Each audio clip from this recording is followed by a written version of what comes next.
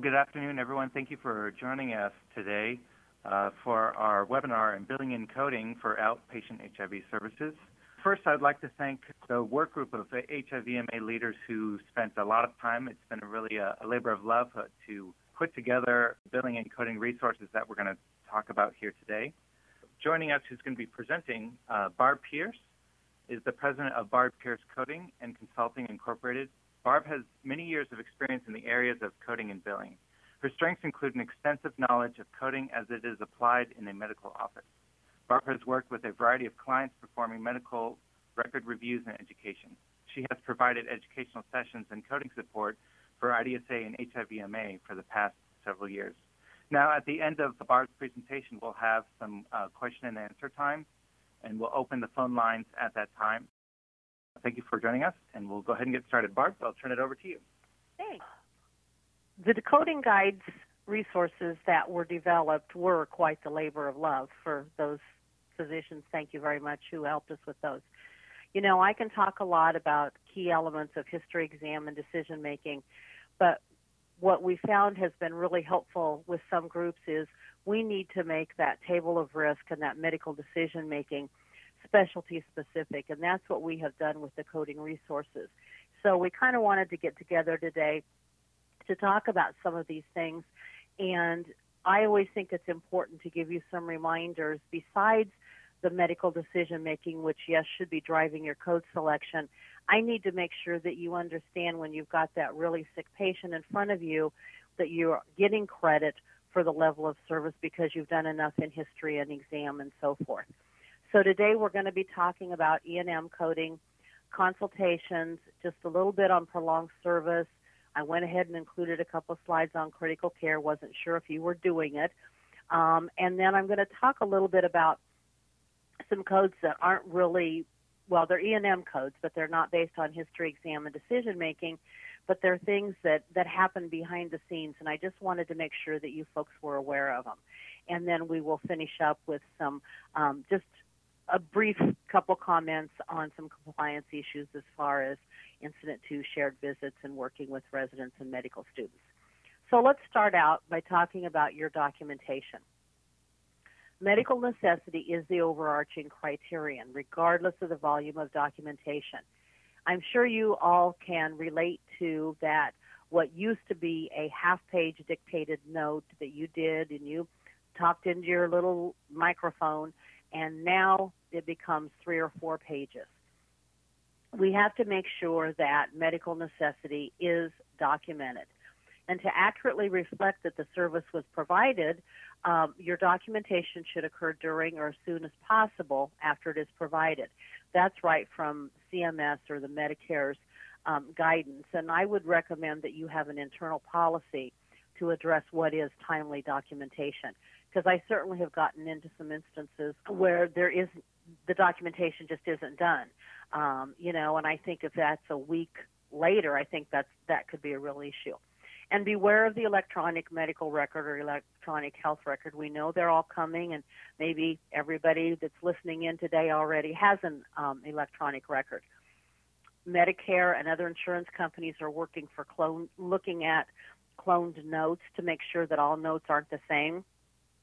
Make sure the note makes sense. I have gotten into some absolutely hilarious records that apparently are done with voice recognition, dragon speak, or whatever. They make absolutely no sense. Or there's conflicting information. So the patient comes in and they're really sick. They've got nausea, vomiting, and diarrhea. You've got that up in your history, and then review of systems is this canned list, and it says GI entirely negative. So be really careful that the records make sense. And if you're using templates, make sure that if something is marked that you've done it on the template, make sure you really have done it. Speaking of templates, you might have history forms that have patients' past family and social history. Might even be review of systems. You might have the patients fill those out the first time they come to your practice. I'm going to talk to you about how you can incorporate appropriately into your note today the information that's somewhere else in the chart. A lot of folks, either electronically or those folks who maybe are needing a segue to the electronic record, are creating templated progress notes. I think they're great. It prompts you to remember to do certain things and to document certain things. I'm not so concerned that you are or aren't doing the things, but you're just not always getting the documentation in the record to support it. And one of the biggest ones, and I think it would be something that would affect you folks, is coding by time when it's appropriate. So, having those prompts on your progress notes templates would be great. Make sure that your charge documents, whether you're still doing that manually, whether you're doing it electronically, make sure you have all levels of your evaluation and management services. Include full descriptions of your E&M services. I see, for example, when I work with practices, it'll say 99203 detailed. Well, detailed what? So make sure everybody understands, if you've used some catchphrases, what those things mean. And once again, I can only state it too many times, make sure there's medical necessity above all else. So let's talk about our evaluation and management services.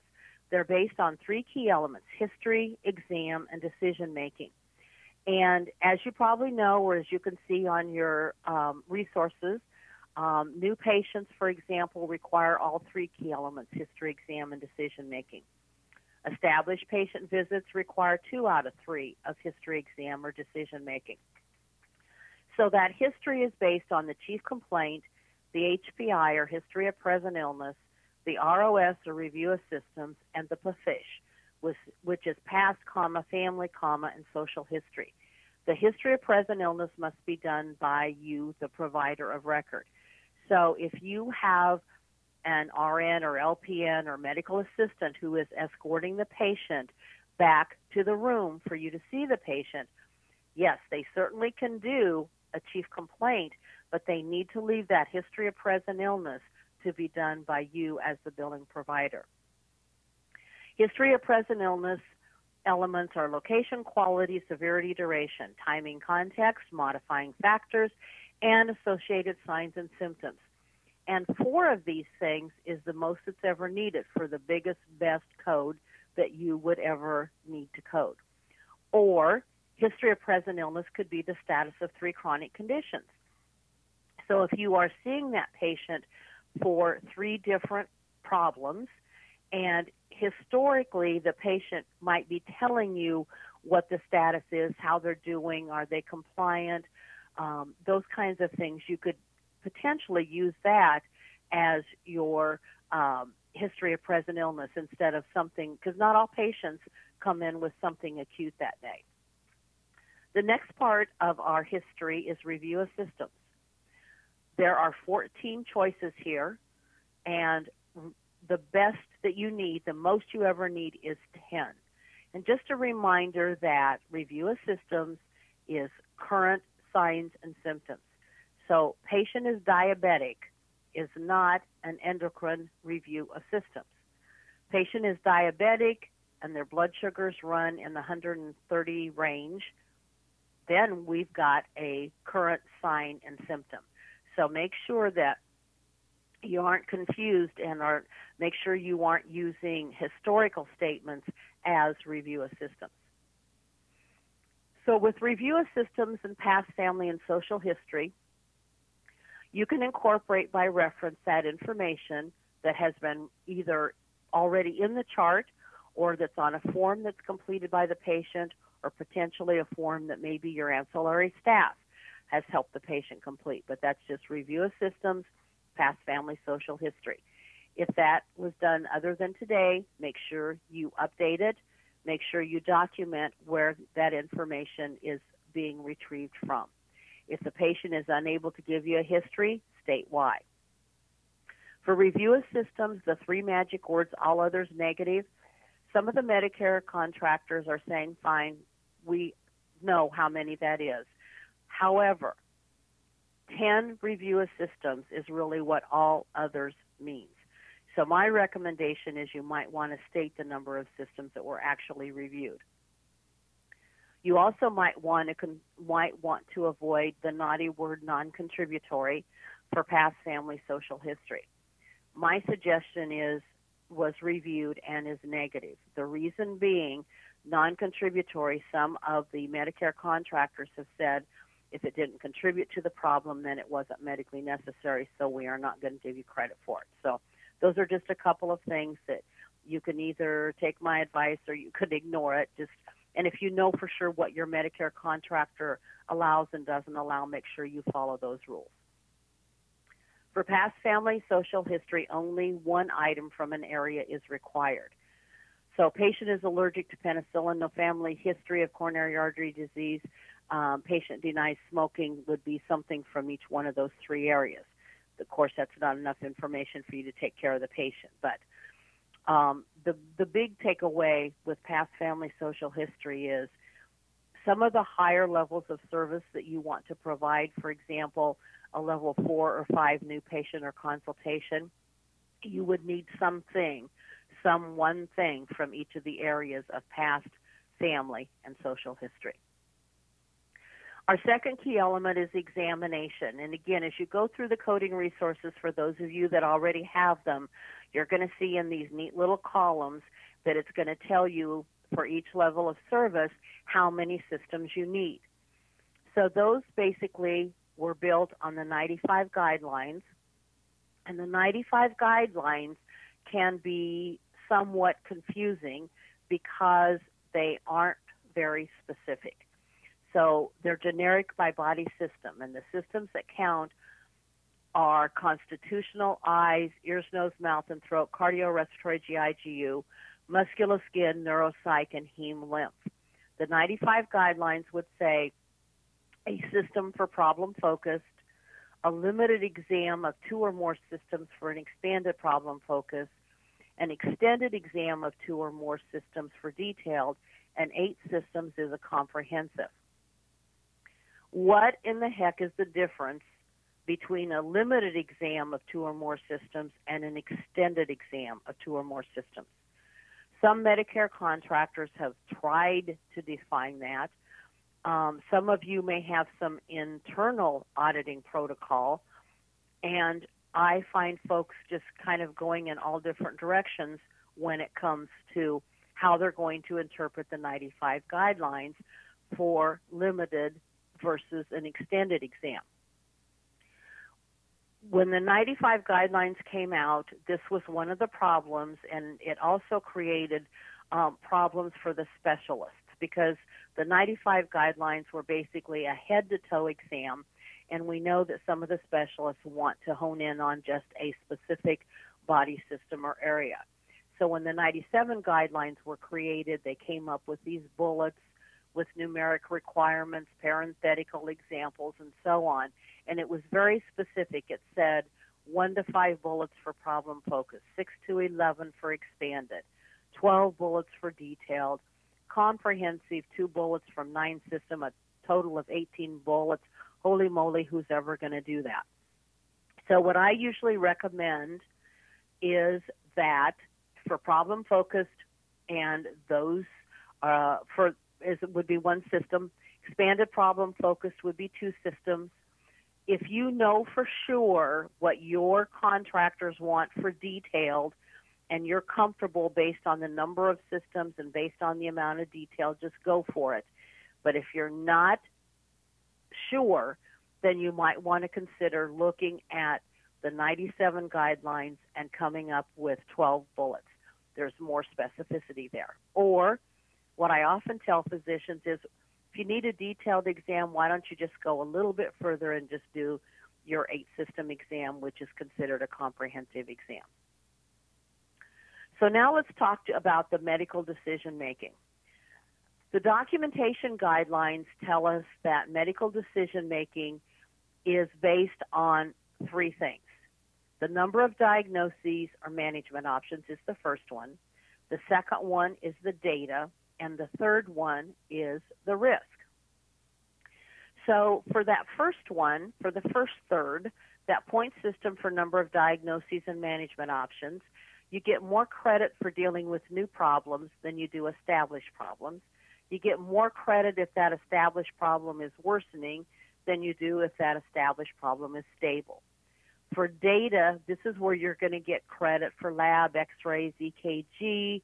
Personally, looking at images, talking with other physicians, getting history from someone other than the patient. Then the third part of medical decision making is the table of risk. And the table of risk generically is built on three things: the nature of the presenting problem, the diagnostic procedure ordered, and the management option selected. You have a specialty specific table of risk that we're going to talk about here in just a minute. But let's talk about this point system. For the number of diagnoses and management options, you get 1 point for each stable or improving established problem, 2 points for each worsening problem, 3 points for a new problem without any additional workup planned, and 4 points for each new problem with additional workup planned. Anytime you're seeing a patient for the first time, you're going to be either a 3 or 4 pointer because it's going to be a new problem to you. And if you've already done all the workup and there's nothing outstanding, that would be 3 points. If it is a new problem and you've got some outstanding, for example, lab work, that would be 4 points. You'll notice that 4 points is the maximum points that are needed in this one area. On an established patient visit, patients coming back into you for a recheck, you get 1 point for each stable or improving problem, 2 points for each worsening problem. If the patient has something new going on, you would have either 3 or 4 points. So again, 4 points is the maximum that you need in this one area. In the second area, which is the data, the maximum again is 4 points. You get a point for lab tests. It doesn't matter whether it's 1 lab test or 20 lab tests. It's worth 1 point. 1 point for x-rays, 1 point for tests that fall in the medicine section of CPT, such as EKGs, pulmonary function, EMGs, and so forth. If you personally look at that radiology, that x-ray, that tracing, that specimen, that EKG, you would get 2 points instead of 1. If you have to review and summarize old records, that would be worth 2 points. But again, just a caution there, there would have to be a summary of the old records. It would have to be more than old records were reviewed. 2 points to obtain history from someone other than the patient. Then the third part of medical decision making is the table of risk. And the generic table of risk that accompanies the 95 and 97 guidelines give us examples as minimal or low risk would be one stable chronic illness or an acute uncomplicated illness or injury, over-the-counter medications. Examples of moderate is prescription drug management or one chronic illness with a mild exacerbation or maybe 2 or more stable chronic illnesses or an undiagnosed new problem or an acute complicated injury. Examples of high would be a chronic illness with a severe exacerbation. An acute or chronic illness could pose a threat to life or bodily function. An abrupt change in neurological status, drugs requiring intensive monitoring for toxicity, parenteral controlled substances. So what we did in our work group was I was able to give these as the guidelines based on 95 or 97 guidelines. Then folks that are much smarter than I am, and through it was quite a labor of love, we came up with a table of risk that would be, we hope, very appropriate and very helpful for you folks. So you'll notice on these colorful slides here, the table of risk is still in those 3 different columns that we just talked about. The first column is the nature of the presenting problem. The second column is the diagnostic procedure ordered. And the third one is the management option selected. We didn't even bother with the minimal, but we started with low. And you can see, for example, that under nature of the presenting problem, low would be one stable chronic illness. And then we've given you some examples. Moderate would be a chronic illness with progression, exacerbation, and some examples. High would be one or more chronic illnesses with a severe exacerbation progression, and we've given you some examples. In the second column, we've tried to identify some things that might be diagnostic procedures that you folks would be ordering. Then in the third column, the management options selected, we have gone through and actually given some examples of some of the things that were in the more generic table of risk.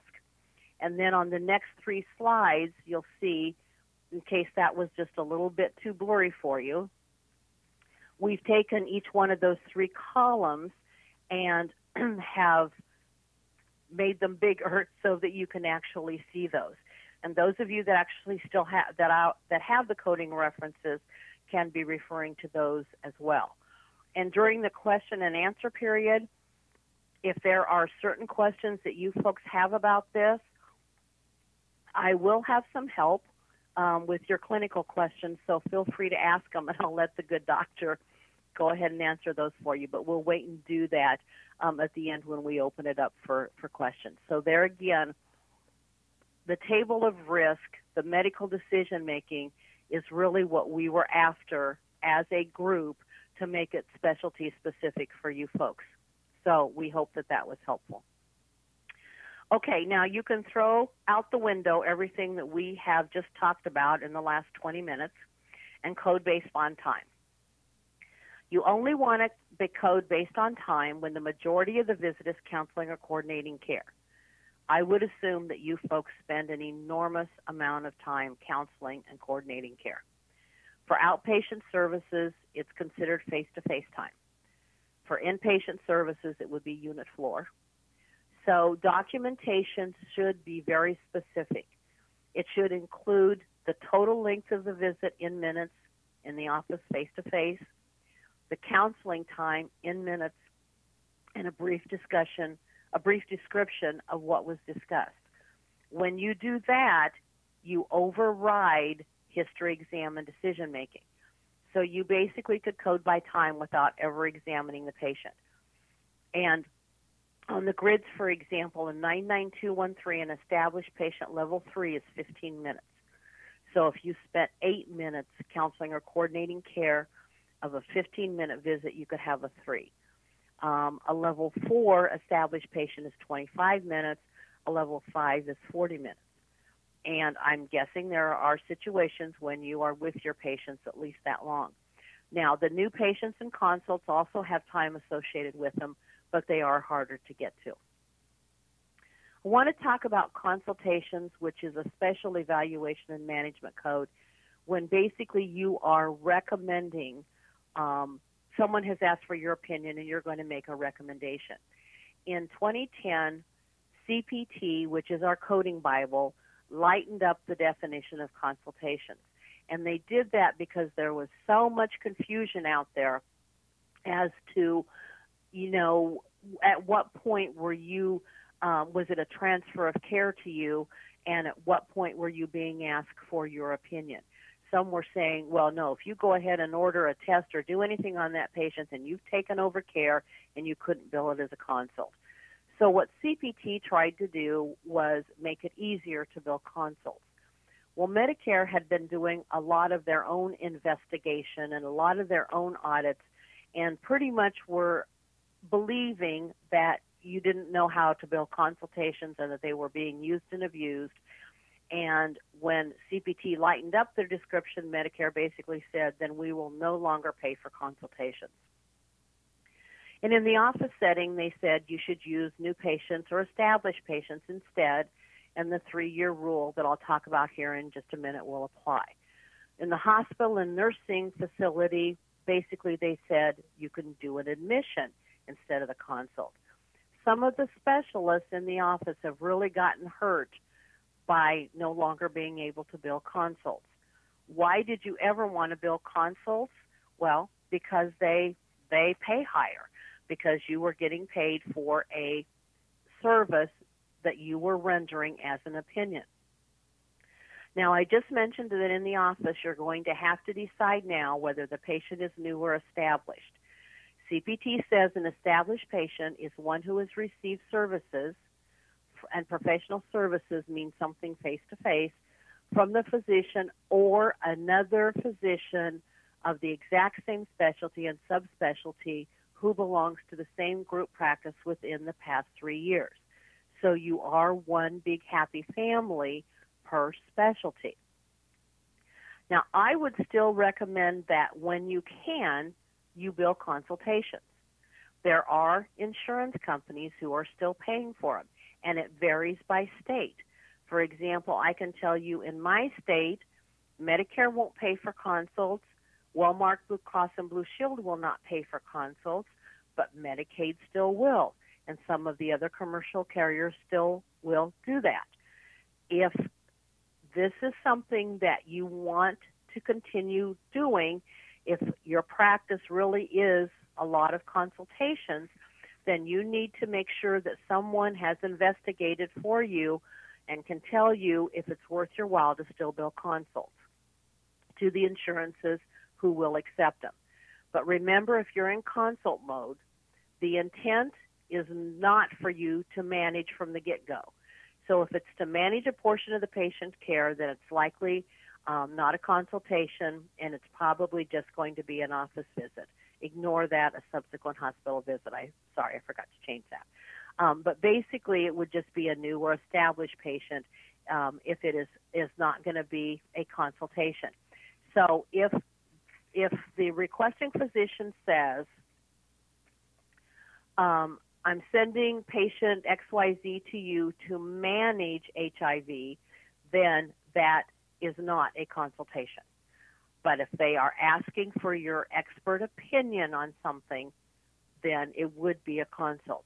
There has to be documentation of that request, and you need to render an opinion, and you need to send back a report.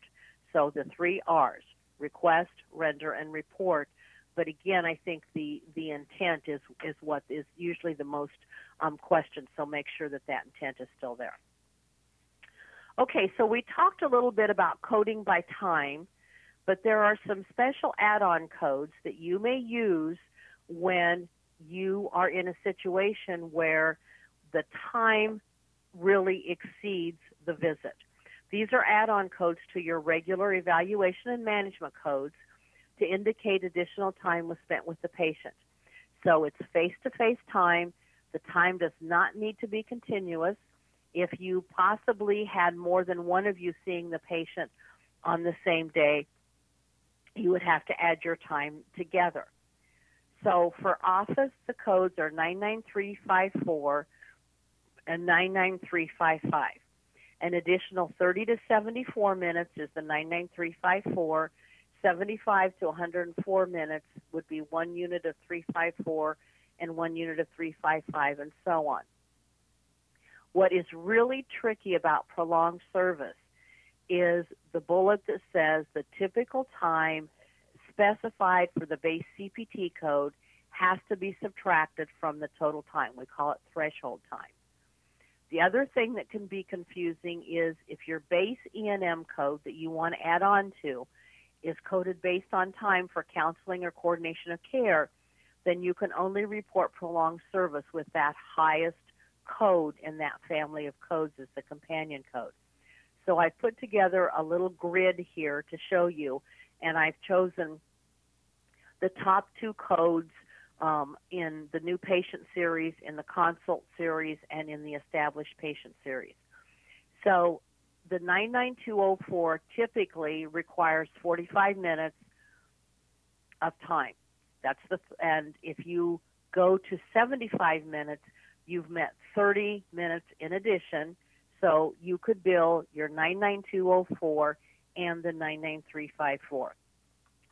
If, for example, your code history exam and decision making meets a level 4, 99204, and if you've got a total of 120 minutes, I don't know if your patients would ever take 2 hours or not, but you could bill the 99204 and the 99354 and the 99355. Where I think these might be more realistic would be down here with the established patients.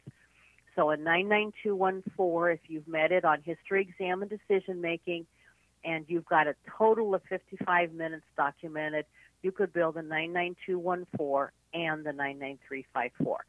So I'm actually on one of these slides just a little bit further in the slide deck going to give you an additional resource where you can get information if this would ever apply to you.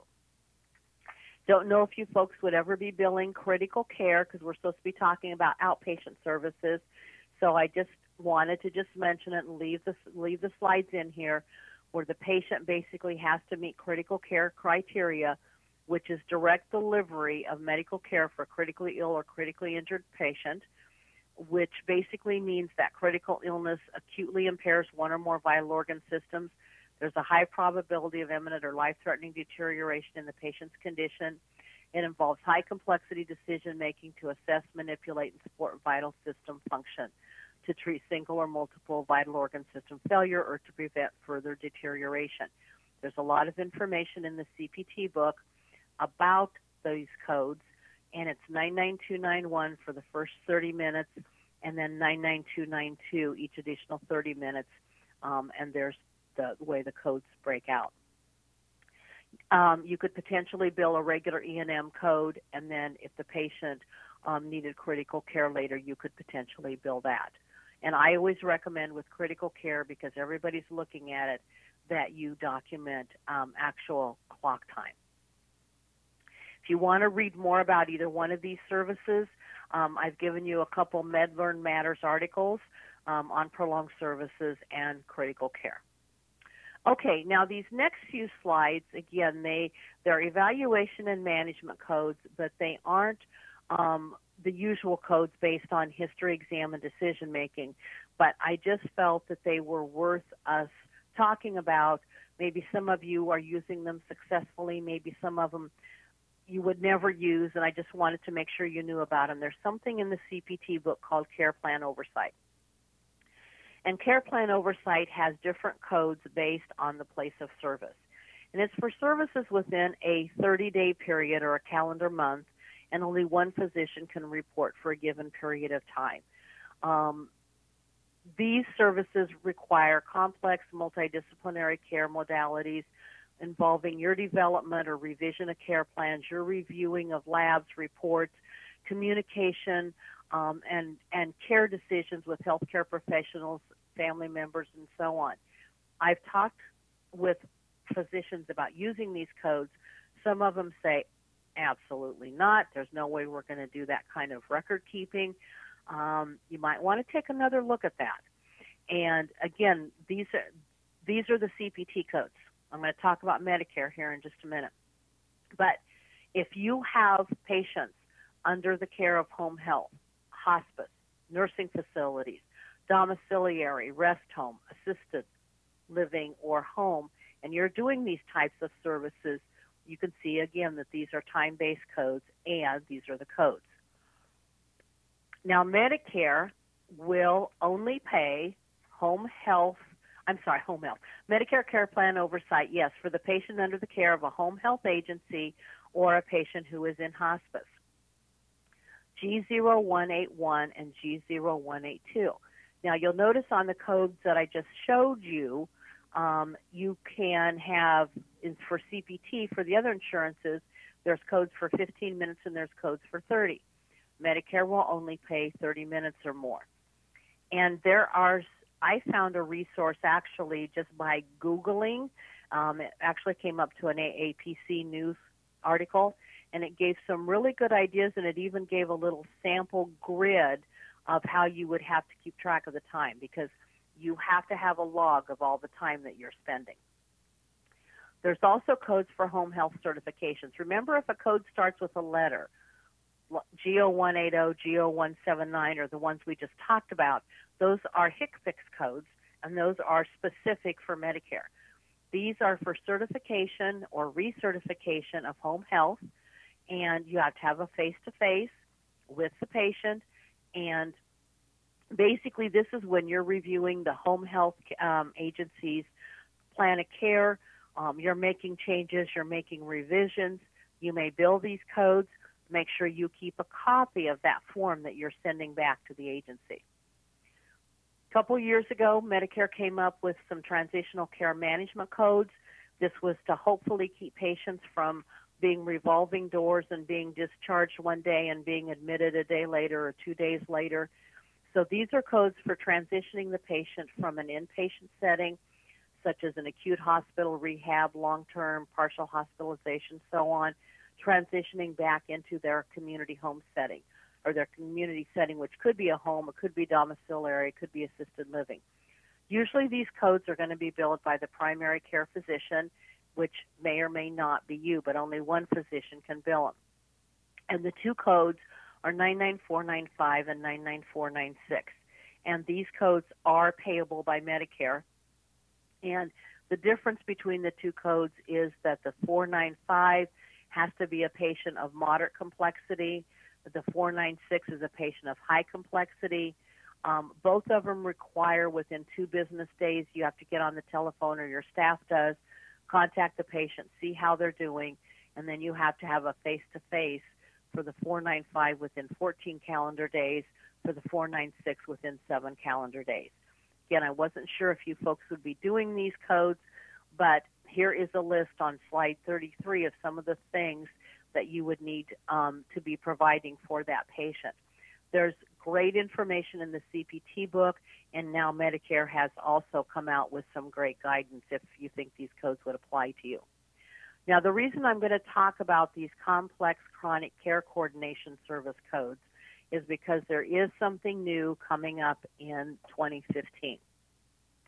But these codes were established based on a work group for CPT and the RUC to address coordination services, prevention, management of chronic disease. If you haven't noticed, one of the major changes throughout maybe the past 10 years with our CPT coding and even with Medicare is that they're starting to pay for some of these behind-the-scenes services. I used to call them fluff codes, but there really are a lot of services that you folks provide that there's never been a way to bill for, because usually the Medicare rule is without a face-to-face visit, there's no way that you get to bill anything. So these complex care coordination codes were 99487, 88, and 89. They were based on time. They're still in the CPT book as of 2014. Haven't seen the new book yet. They were based on with a face-to-face and without. It was for patient-centered management and support services to individuals at home, in domiciliary, rest home, or assisted living. They require a care plan directed by you, and it's to coordinate care being given by multiple disciplines or community service organizations. CMS had declined recommendations and considered these codes bundled into your regular E&M codes that are not separately payable. As of 2015, it's my understanding, and I'm just reading what I'm seeing from some of my resources, that in 2015, these will be payable, this 99490, payable monthly by calendar month. What I have seen out there is that it looks like it's going to pay approximately $40 per patient. It would be 20 minutes of clinical staff time directed by the physician or other qualified healthcare professional. That would include, for example, your PAs, nurse practitioners, and so on. Per calendar month with the following elements. The patient would need multiple 2 or more chronic conditions expected to last at least 12 months or until the death of the patient. Chronic conditions place the patient at significant risk of death, acute exacerbation, decompensation, or functional decline. Comprehensive care plan is established, implemented, revised, or monitored. My best advice, and truthfully I can't answer many questions about these because they're just still too new and I don't have all the information, but stay tuned and watch for additional Medicare guidance. If you think these codes could potentially apply to you, then I would highly recommend that you put it on your to-do list after the holidays at the beginning of January to do some research on these codes. Okay, now just a couple things to end up here, and then we're going to open it up to questions. We can talk about the resources, anything specific you folks want to talk about on that medical decision-making table or whatever. But just a couple of compliance issues, because I run into folks all the time who are still confused about billing for other folks that help you provide service. A PA or nurse practitioner. For Medicare, they can bill under their own provider numbers. They can bill under the physician's number. If they bill under their own provider number, you're going to get 85% of the fee schedule. If they bill under the physician's number, you're going to get 100% reimbursement. However, you should not be billing under a physician's number for a PA or nurse practitioner or other non-physician practitioner unless incident 2 criteria are met. I'll go over that with you on the next slide. If you have nurse practitioners or PAs, and if you have any kind of a hospital practice, remember that Medicare has something called the shared visit rule, where both of you have to see the patient and document. I don't know if it's a good idea or not to say we always bill one way or the other, or whether it really needs to be on a case-by-case basis. I would prefer the case-by-case basis because we don't always know if you're going to meet incident 2 criteria. Other insurance companies, and I've run across 2 of these in the last year, that have said, we don't follow Medicare's guidelines. We want you to bill under the person who provided the service. They may or may not reduce the service, the payment for a nurse practitioner or a PA, but just make sure that you know the rules and get them credentialed where you can. So like I mentioned, you can bill incident 2 for those folks. But let's talk about some of the other folks who bill incident 2 or who have to meet, who have to meet incident 2 criteria, such as your RN, your LPN, your CMA, and so on. If they're providing services, you must be on the premises. If you have nursing services being done that are represented, for example, by code 99211, which is the nurse visit code, you have to be on the premises, or the physician who's on the premises is the one whose name that should be billed in. The only place of service where Incident 2 applies is in the office. Incident 2A physicians already established care plan, so that means no new patients or established patients with new problems. Those things cannot be billed Incident 2. And that person who's providing the service, that helper, has to be an expense to the physician, so an appropriate employer-employee relationship. If you have residents, make sure you understand the teaching physician rules. The date of service would be the date that you saw the patient. A combination of notes would be okay. The E&M code, if it's documented appropriately, do not just sign off or just say, I agree, or this is the greatest note I've ever seen done by a resident. Whoopee. No, you have to be specific to that patient. You have to make that attestation by you in first person. Remember that residents can't bill time-based codes, and for minor procedures, if you're going to have a resident, you have to be there for the entire procedure. Okay, and if you're going to document as a teaching physician, you performed the service or were physically present during the key or critical portions when they were done by the resident. The resident cannot document your presence. Or let's assume the resident goes in and sees the patient first and then you go in. The teaching physician has to document that he or she personally saw the patient, personally performed whatever you feel to be the critical or key portion of the service. You participated in the management of the patient. You may reference the note. I recommend, especially if it's on a different document, that you give the name of the resident and date and something specific to that patient. And remember that medical students are not residents. The teaching physician rules do not apply to medical students. The only thing medical students should be documenting in your records is the review of systems or past family social history, and then you need to incorporate it into your record. If students document the exam or decision making, that work needs to be repeated by the physician and documented as such. So, all right, we've covered a lot of ground today. Nathan, I'm going to turn it back over to you so that you can see if there's any questions and unmute lines and unmute the doctor's line in case we have any questions that involve some of these big words and I might have questions about. Well, thank you so much, Barb, for taking the time to talk with us today about these things.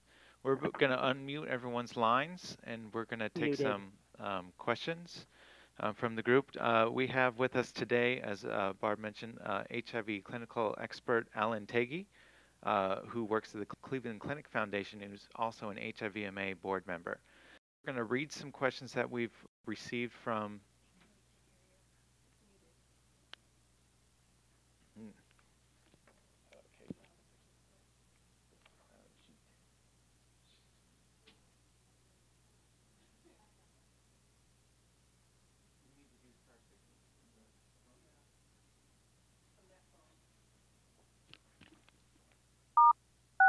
Unmuted. Hello, everyone. Hopefully everyone can hear me now. Thank you, Barb, so much for providing that excellent presentation. We're going to open up the phone lines and unmute everyone. And Dr. Alan Tagey, an HIV clinical expert, is going to join us. He helped put together these billing and coding guides, and he works at the Cleveland Clinic Foundation and is also an HIVMA board member. We have received a couple of questions during the presentation. So we have a first question is, can you take credit for a lab review if the specimen is brought down to an in-house lab and results sent to the physicians? You would get 1 point just to review the lab results, absolutely. Now, if for some reason you folks actually look at blood under the microscope, in other words, you look at that actual specimen, you would get 2 credits for that. But if you're reading it off of a report or you're referencing it, you could absolutely get one point for that in that data section. Barb, this is Dr. Tagey. I think it's also important in this context to bring up that if you are fortunate enough to be on a computerized system whereby you can bring up and review the x-rays yourself, not just the report, but the actual films, that I believe this should likewise count for a point. Absolutely. You know, it used to be you looked at actual films. But now if you can bring them up on the report and you're looking at, let's just say, the images, absolutely, that becomes 2 points instead of 1. Absolutely, you're right.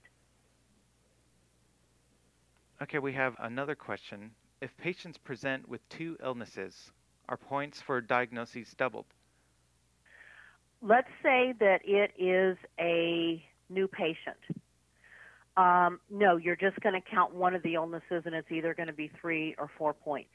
On that established patient, absolutely every one of their illnesses, because is it an established illness or is it something new? You would definitely count each one of those. And I think I would point out to the question that was just answered from whoever sent that in, if you look when you're trying to determine if this is low, moderate, or high complexity, simply reviewing the lab test and addressing that new problem is going to throw you into 4 points on the point scale, so you've already reached a high complexity. In that one area, that's true, and you still have to meet another one in that area, but you're right. Okay, we have another question here. If the patient has had HIV for several years and it's my first time seeing the patient, is that considered a new or established problem for the medical decision making? A new problem. It's new to the provider, new to the physician. Okay, thank you for that answer. And we have one more question. If my partner saw the patient 2 years ago and I'm seeing them for something totally different today, and it's my first time seeing the patient, is that considered a new or established patient? The physicians of the same specialty in a group practice are considered one big happy family. So if you are seeing the patient for something totally different than what your partner saw him for 2 years ago, that still is considered an established patient. Now, but keep in mind that you most likely are going to have to do more history and or exam on that patient because it is going to be new to you. But if you try to bill that as a new patient, that claim will be denied because you're in the same group practice. We have another question here. Is it appropriate to count vitals as an exam if an exam is not noted or documented? The physician should reference the vitals as above. Or if it's obvious it's in the electronic record and it's part of your note, I absolutely give credit for vitals as constitutional. And oftentimes then the physician will also say, well-developed, well-nourished, or sickly-looking, or whatever. But yes, vitals can count as a constitutional exam. We have free copies of both a billing and coding poster and also a pocket guide are available. If you email us at info@HIVMA with your name, address, and the amount that you would like, we'll go ahead and send those out to you free. And so please contact us and we'll send those out to you. And thank you for everyone for participating and for Barb and Alan for leading us in our discussion today. Thank you and have a good day.